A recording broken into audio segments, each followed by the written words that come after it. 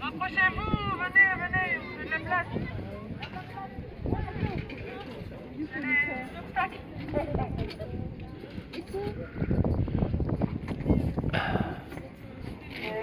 Vous m'entendez bien?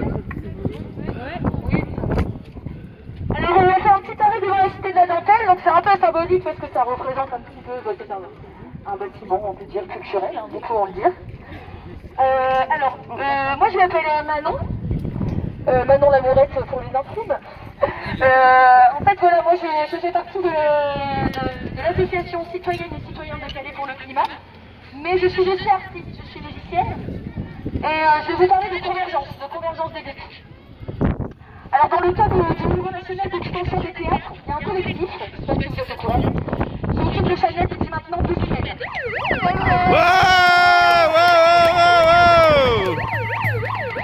En tant que travailleurs et travailleuses du monde artistique et culturel, leur revendication, pour être considérée en tant qu'acteur et actrice essentielle de notre société, dépasse de très loin même le champ culturel à lui seul. Leur lutte pour la justice sociale irrigue d'autres thématiques, et la thématique environnementale n'en est pas exempte. C'est moi qui l'ai faite. Qu'est-ce qui nous lie?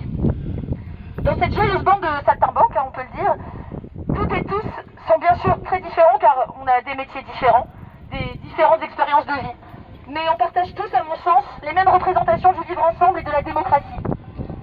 On a des références communes qui nous poussent à partager des utopies et qui font l'évidence que nous les bâtissions ensemble.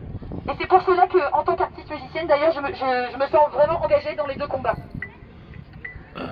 Les institutions et industries culturelles peuvent être motrices de la transition socio-écologique. Parce que la culture est aussi une industrie, et qu'elle est à ce titre d'ailleurs très très critiquable. Elle impacte nos vies, imprègne notre inconscient collectif et nos charges de représentation.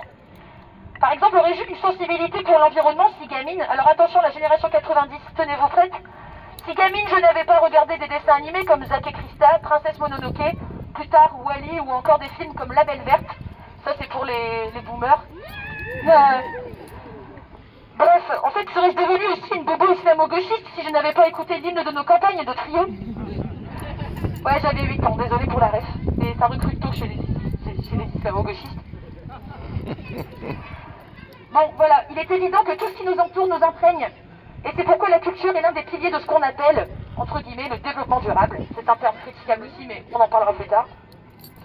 Donc, ce à quoi il faut surtout réfléchir en tant qu'acteur et actrice de la culture, c'est à quelle production culturelle nous voulons participer et dans quelles conditions.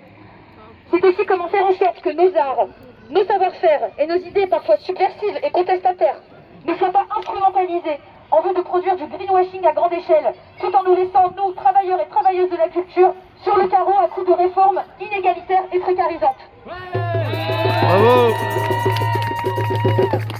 La culture doit offrir la possibilité de reconsidérer les rapports de pouvoir et de domination qui construisent nos hiérarchies sociales et qui amènent à la destruction de la planète.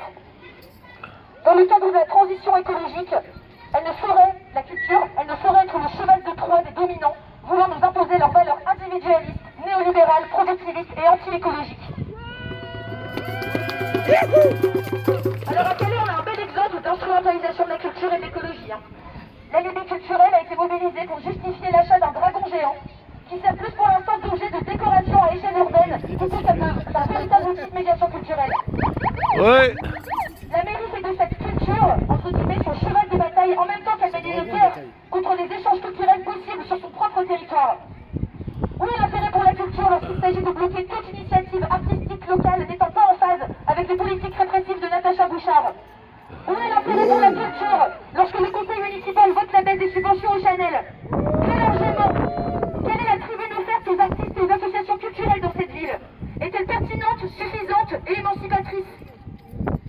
La ville a même eu le culot de citer le dragon dans son dernier développement durable, dans son dernier rapport développement durable. Et pas citer le Chanel. De quoi? Et pas citer le Chanel. Non, c'est pas le Chanel, pardon. Alors quand bien même son objectif clairement affiché, c'est le développement économique de la ville et son développement touristique. Il ne suffit pas de qualifier un mobilier urbain d'artistique pour qu'il soit pertinent culturellement et encore moins écologiquement.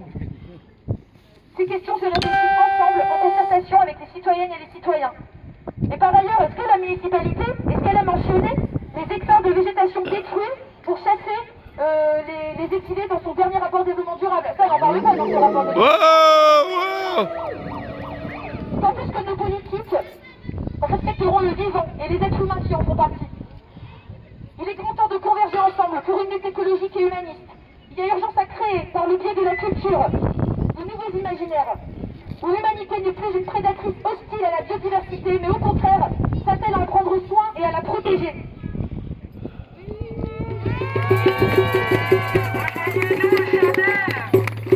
Rejoignez-nous, Chanel, collectivité. Rejoignez-nous, Chanel. Non, mais vraiment. Hein. Et du coup, je voulais juste finir sur, en fait, en parlant de soins et de protection. Oh, je galère. En parlant de soins et de protection, je voulais vous lire en fait un poème. Alors de Susan Sachs. En fait, Susan Sachs, c'est une activiste radicale américaine. Elle a fait partie des 10 femmes qui ont figuré sur la liste des personnes les plus recherchées par le FBI de 70 à 75. Alors pour avoir braqué une banque en vue de financer une campagne anti-guerre du Vietnam. Elle a écrit ce poème qu'elle a intitulé Une question stupide, en référence à l'agent du FBI qui enquêtait sur l'une de ses sœurs, qui lui demanda qui fait partie de son réseau. Donc je commence. Qui fait partie de mon réseau? Qu'est-ce qui nous lie précisément? Autant chercher à comprendre la force qui pousse le cours d'eau à travers la roche, qui relie les semblables et fait s'attirer les contraires. Qui guide le lombric sous la terre et rend les fourmis aussi têtues et obstinées? Quand le vent et la pluie érodent le sol, qui pousse la racine à résister? Et quelle main invisible a inscrit son message codé dans la graine? Qui dirige la toile de l'araignée et organise la stratégie de la mauvaise herbe? Quelle imagination a pu inventer l'infrastructure de la vigne, la révolte de l'herbe contre le ciment, la rébellion du pissenlit? Quelle force ébranle les murs jusqu'à les fissurer ou fait repousser les branches des arbres lorsqu'elles ont été coupées? Qui dissimule les passages entre la mort et la naissance? Qui mène la révolution de la terre? Qui fait partie de mon réseau? Qu'est-ce qui nous lie précisément? Autant chercher à comprendre la force qui pousse le cours d'eau à travers la roche, qui relie les semblables et fait s'attirer les contraires. Enquêter sur les marguerites qui envahissent les pelouses, ou sur le lierre qui pénètre partout où il le désire. Accuser le ciel d'avoir fait tomber la pluie et contribuer au débordement de la rivière. Arrêter la mouette pour vol illégal. Ou décréter une frontière pour enfermer la mer. Demander à une montagne de modifier son altitude. Ou essayer d'empêcher une femme libre de s'exprimer. Merci à vous.